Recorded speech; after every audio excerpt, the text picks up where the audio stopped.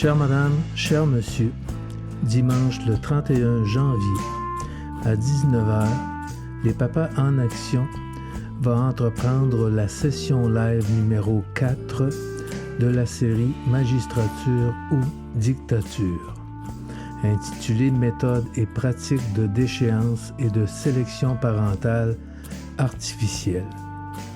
Dans les chapitres précédents, nous avons établi le fait que la banque mixte de la DPJ est maintenant la meilleure option pour un ménage qui souhaite fonder une famille, mais un ménage qui ne peut pas mettre au monde un enfant par un moyen naturel.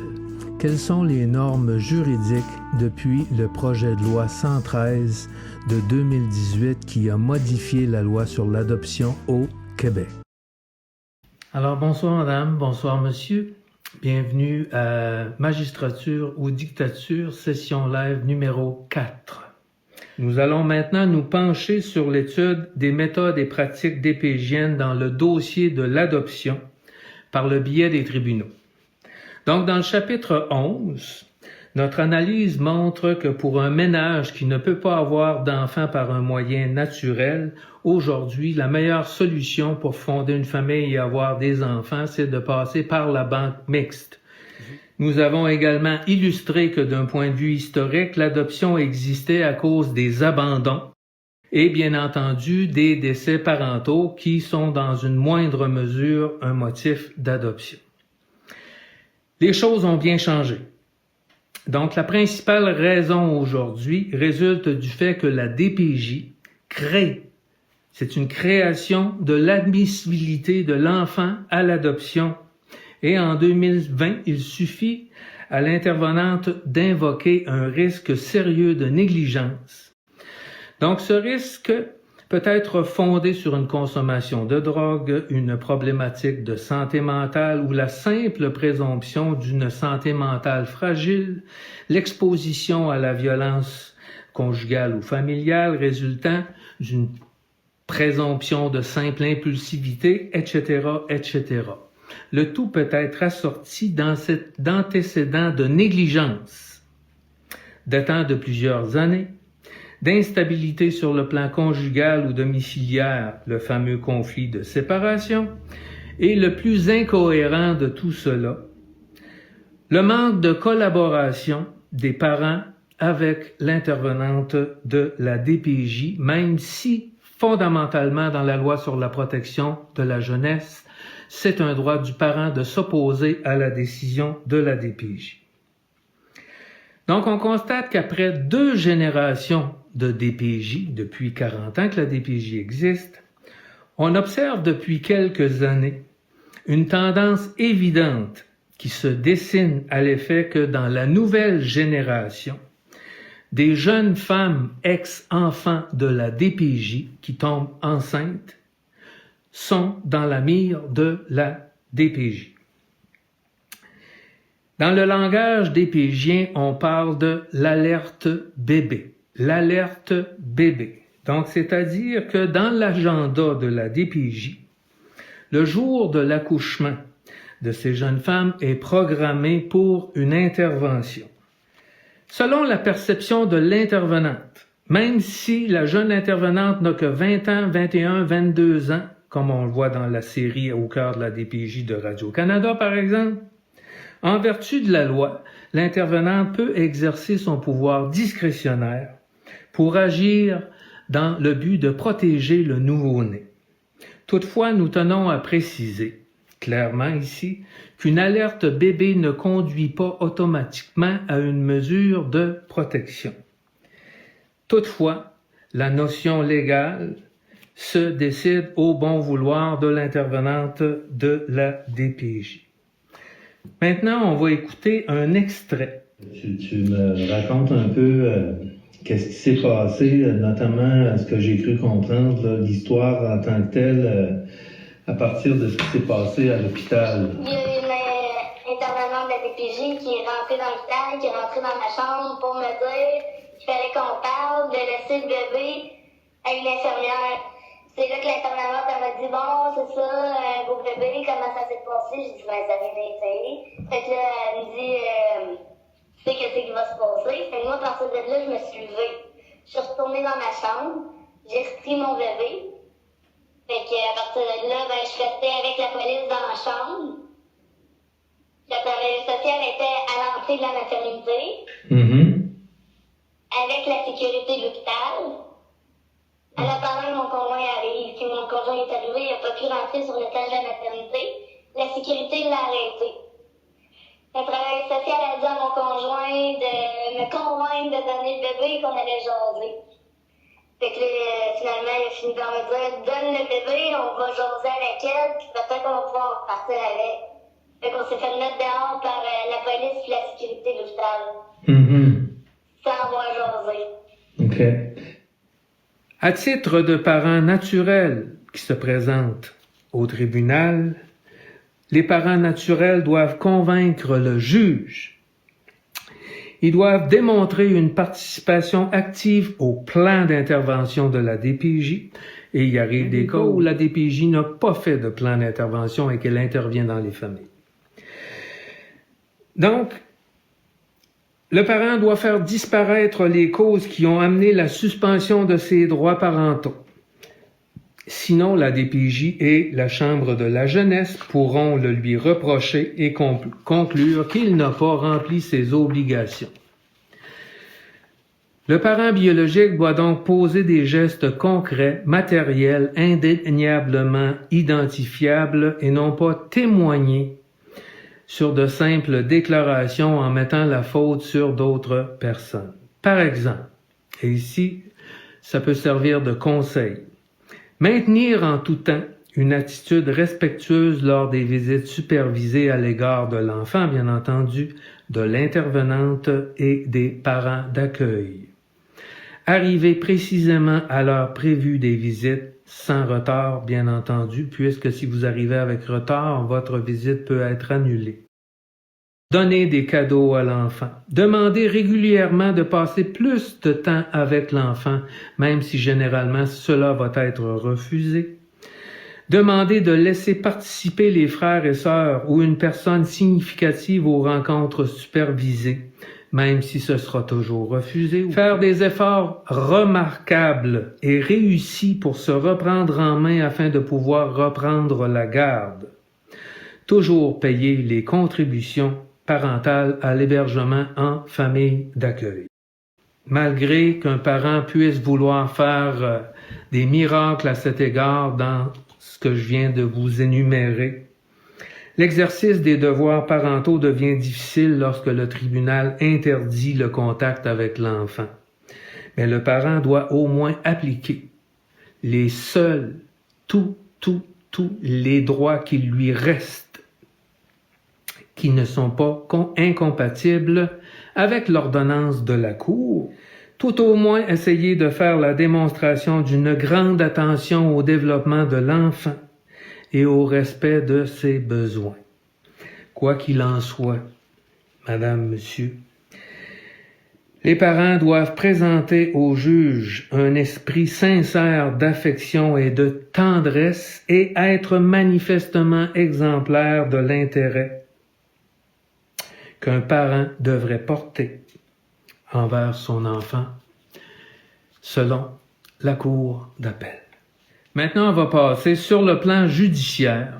La section 1 des conditions de l'adoption du Code civil a été modifiée et ça débute par l'article 543. Donc, l'adoption ne peut avoir lieu que dans l'intérêt de l'enfant et aux conditions prévues par la loi. En première étape, donc notre première étape qui est le jugement de demande pour déclaration d'admissibilité, cette demande peut soit être faite par un parent jusqu'au 3e degré ou le conjoint d'un parent jusqu'au 3e degré, par un enfant de 14 ans et plus, et bien entendu par la DPJ. Et dans ce cas, l'enfant peut se retrouver dans la fameuse banque mixte dont nous avons parlé et que nous avons surnommée notre boîte à bébés québécoise. Le tribunal, à ce moment-là, déclare l'enfant admissible à l'adoption et désigne une personne qui exercera l'autorité parentale. Presque toujours, c'est la DPJ qui demande à cette étape qui s'adresse à la Cour et c'est l'intervenante qui est désignée comme étant la titulaire de l'autorité parentale de l'enfant.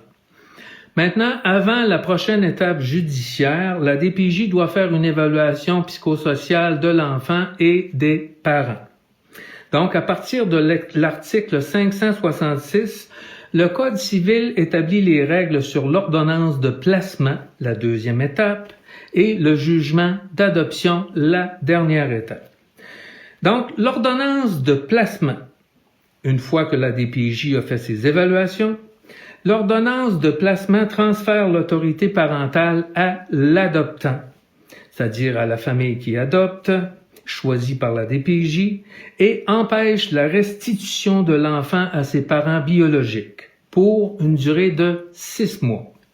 Mais si l'enfant a déjà vécu avec l'adoptant, ça peut être réduit jusqu'à 3 mois. Prenez bien note de ceci. Selon l'article 571 du Code civil, si l'adoptant ne s'adresse pas au tribunal dans un délai raisonnable après ce 6 mois réglementaire, son ordonnance de placement peut être annulée. À la demande soit des parents, soit de l'enfant de 14 ans et plus, ou de toute autre personne. À la troisième étape, à moins qu'un rapport n'indique que l'enfant n'est pas adapté à sa famille adoptive, la Chambre de la jeunesse entérine le jugement d'adoption.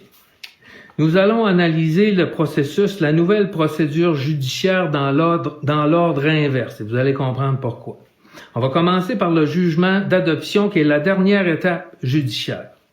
Lorsque les 2 premières étapes ont été complétées, le jugement d'adoption n'est pratiquement plus qu'une simple formalité qui tient généralement sur une seule page. Je vais vous donner quelques extraits d'un jugement de 2020 pour un enfant adopté de 8 ans. L'enfant vit avec M. X depuis 2016. Le père fait l'objet d'un jugement en déchéance parentale. En 2019, la mère biologique avait signé un consentement. La mère avait signé un consentement en vue de l'adoption de l'enfant par M. X, pardon. La mère n'a pas fait de demande de rétractation. Donc, il y a 30 jours après le consentement pour se rétracter. Si un parent signe un consentement à la DPJ, il y a 30 jours pour se rétracter. Monsieur X désire que l'enfant porte dorénavant le prénom et le nom de son choix. Considérant l'intérêt de l'enfant, les formalités et les exigences légales complétées et la preuve à la satisfaction du tribunal, pour ces motifs, la Chambre de la jeunesse ordonne que l'enfant exerce ses droits civils sous ses prénoms et noms.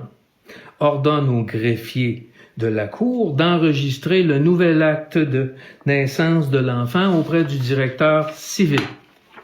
Donc ça, c'est la dernière étape. On passe maintenant à l'étape qui vient avant, c'est-à-dire l'ordonnance de placement. Donc, la Chambre de la jeunesse, généralement, ça peut être une demande conjointe entre la DPJ et les parents adoptants pour avoir une ordonnance de placement après que la DPJ ait produit ses rapports psychosociaux sur l'enfant et les parents adoptifs. Donc, après que le tribunal ait déclaré l'enfant admissible à l'adoption, l'intervenante demande une ordonnance de placement en vue d'adoption selon les articles 566 du Code civil du Québec et suivant. Donc, je vous donne maintenant un extrait d'un jugement d'ordonnance de placement qui date d'avril 2019 pour un enfant de 2 ans. Donc, on nous dit 6 mois plus tôt, en novembre 2018, le tribunal a déclaré l'enfant admissible à l'adoption, à la demande de la DPJ. L'ordonnance de placement, qui est la deuxième étape judiciaire, est demandée par l'intervenante sans reconnaissance du lien préexistant avec les parents biologiques. Je vous ai déjà expliqué qu'aujourd'hui, avec le changement de la loi 113, il est possible d'avoir des communications entre les parents biologiques et l'enfant et il est possible de conserver les liens biologiques entre l'enfant et les parents biologiques. Aucune entente sur la communication des renseignements n'a été conclue entre les parents adoptants et les parents naturels. Conformément à la loi, les adoptants sont majeurs, ils ont plus de 18 ans de différence avec l'enfant et ils ont les qualités et les aptitudes requises pour en assumer la garde, l'entretien, l'éducation de l'enfant, le tout tel que recommandé par l'intervenante. La Chambre de la jeunesse déclare que la DPJ est en mesure d'assurer le suivi et le placement en vue de l'adoption. Pour ces motifs, le tribunal accueille la demande de l'intervenante, ordonne le placement de l'enfant en vue de l'adoption, l'enfant de 2 ans, déclare que, durant l'ordonnance de placement, l'autorité parentale sera exercée par les parents adoptants. Tantôt, je vous disais à la première étape, c'est généralement l'intervenante qui a la tutelle des droits parentaux. Maintenant, à la deuxième étape, l'ordonnance de placement, c'est les parents adoptants qui sont désignés pour avoir l'autorité parentale. Pendant la durée de l'ordonnance de placement, l'enfant sera connu et désigné sous les noms et prénoms au choix de l'adoptant, ordonne au greffier de remettre l'original du certificat de naissance aux parents adoptants et ordonne de remplacer les originaux par une copie certifiée et de remettre cette copie à l'avocat de la DPJ. Donc, comme on l'a vu ici, l'ordonnance de placement est demandée par l'intervenante sans reconnaissance du lien préexistant avec les parents biologiques. Et c'est un peu ce que je vous expliquais quand on a vu le projet de loi 113. Même si la loi a connu de nouvelles améliorations en 2018, tout reste encore au bon vouloir de la DPJ. Et en voici un exemple concret. Donc, cette étape peut se régler en 15 minutes devant le tribunal s'il n'y a pas d'opposition. Maintenant, la première étape consiste à faire déclarer l'enfant admissible avant d'obtenir l'ordonnance de placement et ensuite, 6 mois plus tard, avoir le jugement d'adoption. Donc, on demande le jugement sur demande pour déclarer l'enfant admissible à l'adoption. Donc, ce premier jugement est la décision clé de la nouvelle procédure judiciaire d'adoption. Le tribunal déclare l'enfant admissible à l'adoption, désigne l'intervenante pour exercer l'autorité parentale et suspend l'exercice de l'autorité parentale des parents en tout ou en partie, légalement parlant. La DPJ doit démontrer que l'adoption de l'enfant est dans son intérêt. Donc, l'esprit de cette première décision judiciaire repose notamment sur l'article 33 du Code civil, voulant que les décisions concernant l'enfant soient prises dans son intérêt. Première remarque.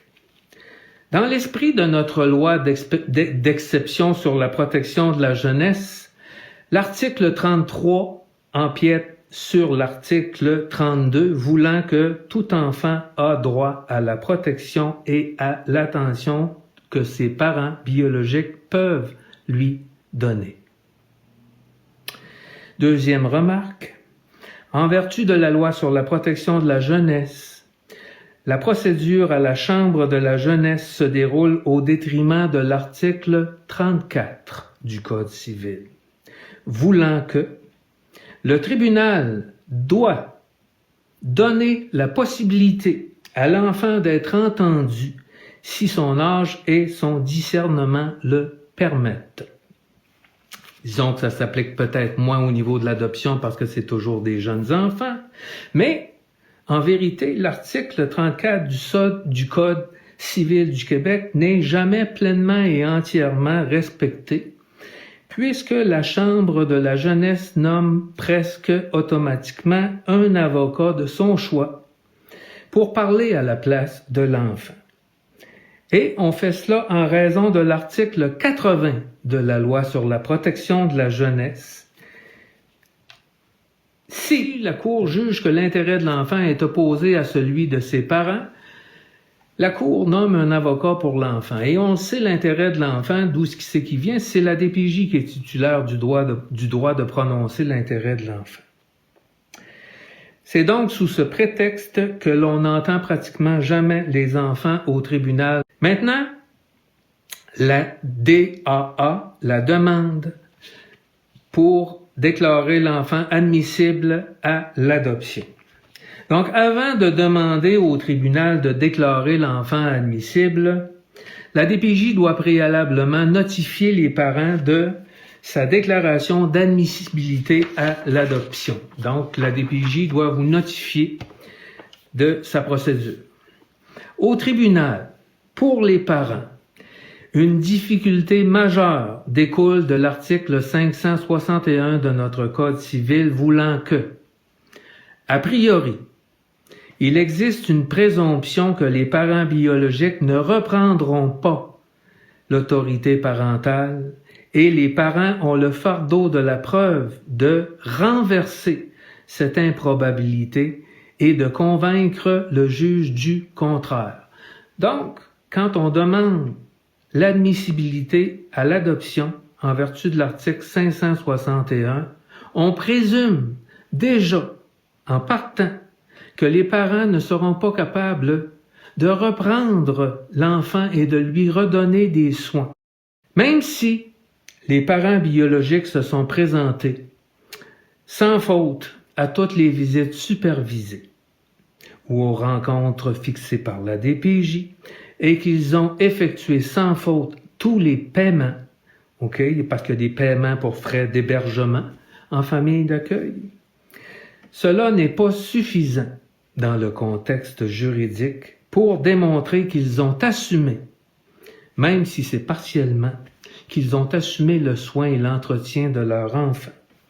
Pour le tribunal, cela n'est que une attention minimale qui ne compte pas. Il est également important de prendre en note qu'en vertu de la jurisprudence et, bien entendu, à la discrétion du juge de la Chambre de la jeunesse, les fautes et les erreurs imputables aux parents biologiques ne se limitent pas à la période de 6 mois. La jurisprudence vient rajouter que le juge peut aller jusqu'à la naissance de l'enfant, regarder toute la trajectoire de vie de l'enfant et se fonder sur n'importe quelle faute qui aurait été commise par les parents. Maintenant, quelles sont les normes juridiques sur l'analyse de cette question d'admissibilité à l'adoption? Dans la jurisprudence récente, on nous dit que même après 2018, la jurisprudence s'est maintenue. Alors, pour rendre sa décision, le juge étudie la preuve en se posant 3 questions. 1. Malgré l'hébergement en famille d'accueil de l'enfant, les parents ont-ils assumé le soin, l'entretien et l'éducation? Si la réponse à la première question est négative, les parents ont-ils renversé la présomption d'improbabilité de reprise en charge de l'enfant? Donc, les parents ont-ils la capacité de reprendre en charge l'enfant? Deuxième question.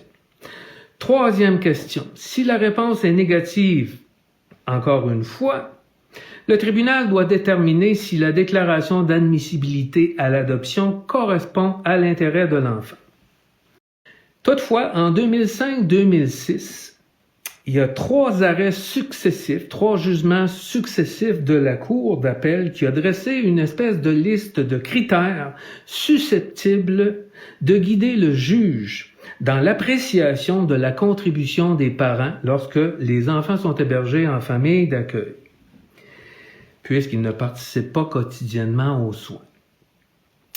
C'est ici qu'on voit apparaître la courte liste non limitative de critères établis par le juge Pierre Dalphond, qu'on appelait à l'époque le bébé juge, vu sa nomination à son très jeune âge. Donc le juge Pierre Dalphond, alors qu'il était à la cour d'appel, a établi que le critère numéro 1, c'est l'attitude du parent envers l'intervention sociale et son niveau de collaboration avec les intervenantes. l'attitude et la ponctualité lors des visites supervisées, le sérieux des mesures prises pour remédier aux problèmes à l'origine du placement, c'est-à-dire les motifs de compromission qui ont été invoqués par la DPJ. Finalement, les manifestations d'entretien, par exemple le versement régulier de la contribution parentale, le soin, par exemple, le consentement à des soins médicaux si on n'a pas enlevé les attributs parentaux aux parents à cet égard, souvent on les enlève. Et à l'éducation, par exemple, le suivi scolaire de l'évolution scolaire de l'enfant, la Chambre de la jeunesse n'a qu'à constater que le parent n'a pas pris le soin dans les faits de l'enfant, et peu importe la situation. Le tribunal n'a pas à juger ni à sanctionner la conduite des parents, mais plutôt à constater si oui ou non ils ont assumé le soin pour le 6 mois prévu à l'article 559. Ensuite, le juge évalue la sincérité du désir des parents de maintenir les liens avec l'enfant. Dans un tel contexte, devant le juge de la Chambre de la jeunesse, vous comprenez que la preuve repose sur les divers rapports et les expertises qui sont généralement au profit de la DPJ, les témoignages des parties opposées, c'est-à-dire de l'avocate de l'enfant, de l'intervenante, de l'avocate de la DPJ et parfois des parents substituts de la famille d'accueil.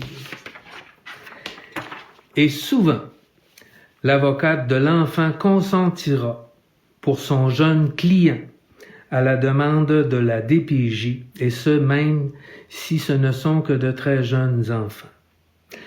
L'intervenante alléguera avoir constaté que depuis l'arrivée de l'enfant dans le milieu d'accueil, un fort lien d'attachement s'est développé, que l'enfant bénéficie d'un milieu de vie stable, chaleureux et sécurisant, que l'évolution de l'enfant dans sa famille d'accueil est positive, que l'enfant interagit adéquatement avec les membres de sa famille d'accueil.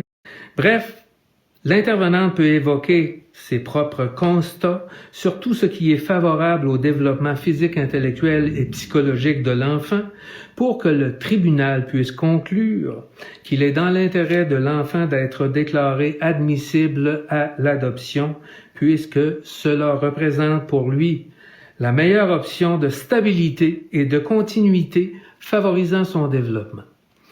De toute évidence, l'intervenante peut alléguer que les parents n'offrent aucune collaboration, ne se présentent pas aux rencontres fixées correctement, arrivent en retard au rendez-vous, ne retournent pas les appels de l'intervenante ou tout autre fait pour nuire aux parents, et se montrant au juge qu'ils ne collaborent pas bien avec elle. Alors voilà en quelques mots comment la Chambre de la jeunesse traite depuis 2018 un cas de placement de bébés ou de jeunes enfants en banque mixte à la demande des intervenantes de la DPJ. Et ces belles phrases que je viens de vous dire, on les retrouve dans les jugements. Et nous le rappelons ici, c'est le critère numéro 1, édicté selon l'honorable ex-bébé juge et sénateur nommé par Justin Trudeau avec l'aval de Madame Julie Payette. Maintenant, regardons ensemble à quoi ressemblent les histoires de ce genre. À sa naissance, la DPJ intervient suite à un signalement pour risque sérieux de négligence. L'intervenante constate, en milieu hospitalier, une déficience des compétences parentales de la mère et des lacunes sur le plan personnel.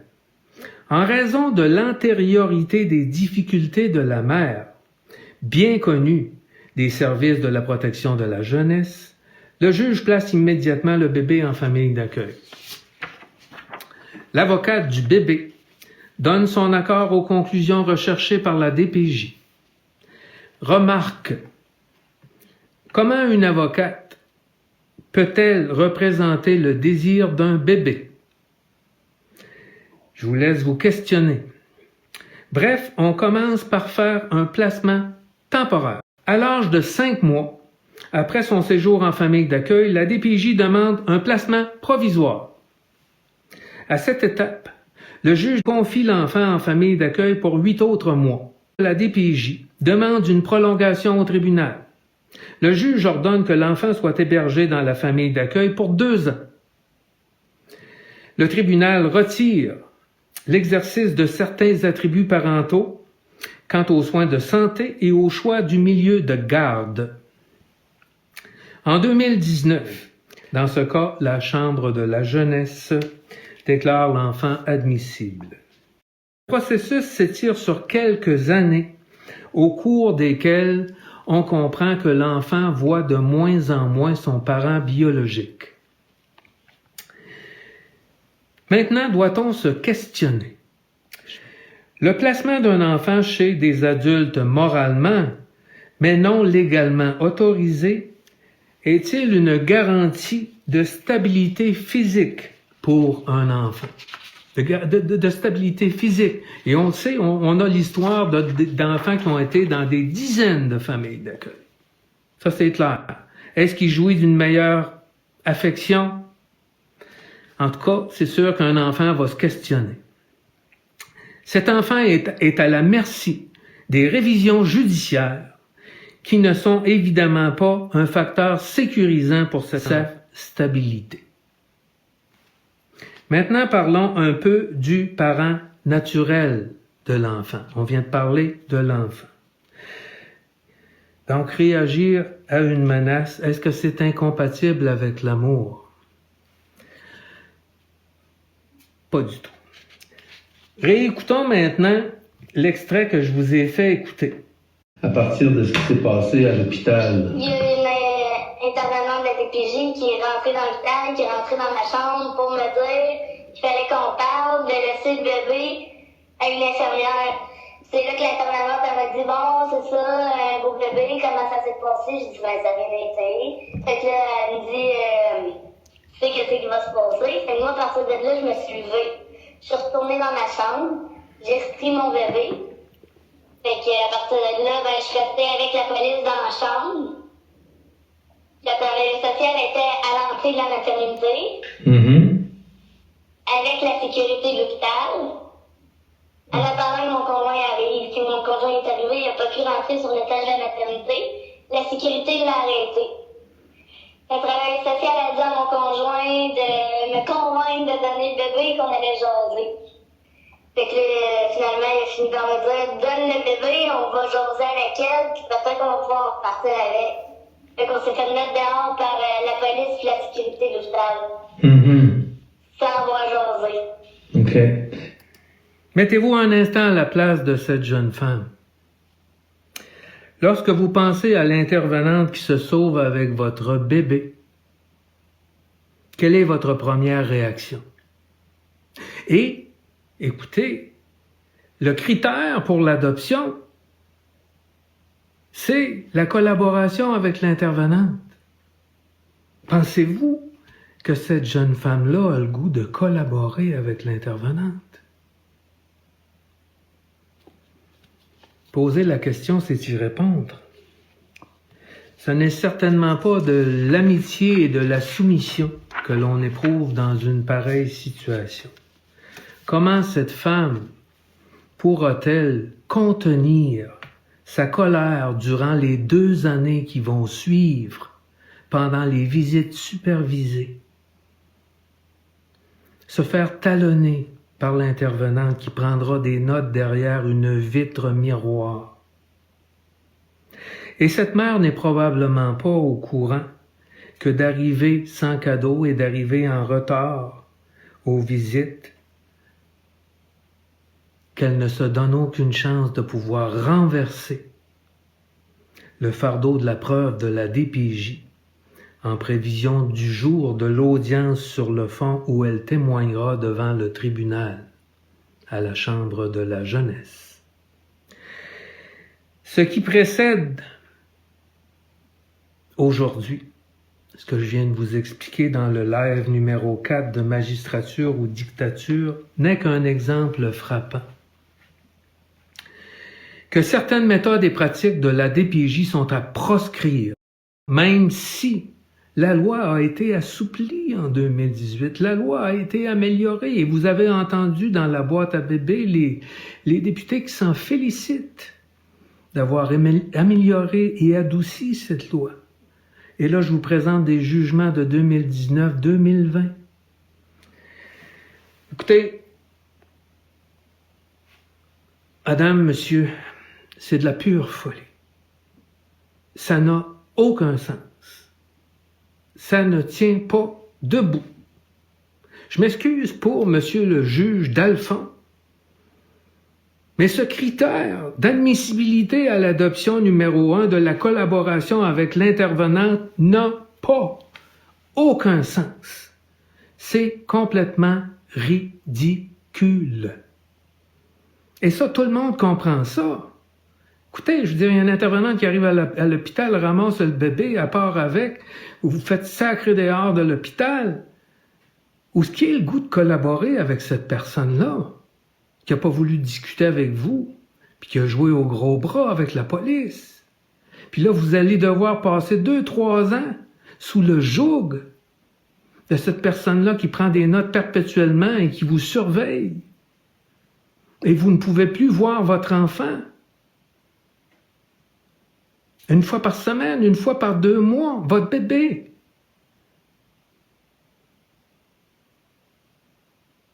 Ce critère-là ne tient pas la route. Maintenant, madame, monsieur, je vous souhaite une excellente semaine et je vous remercie encore une fois pour votre participation. Je sais que c'est difficile, que c'est dur, mais serrons-nous les coudes et remplissons, s'il vous plaît, les formulaires. Merci, au revoir.